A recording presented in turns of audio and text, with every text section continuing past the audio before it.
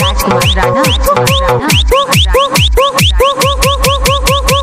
आतंकवादी कहती है सरकार हमें, तो कहती होगी, हमें तो ठाकुर से कह रहे हैं।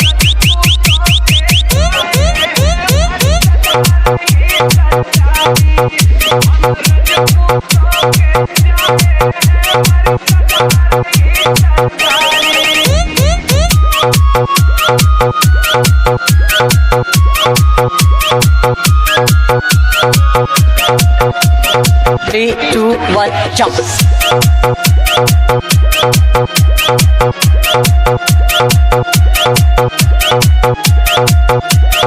3, 2, 1, jump.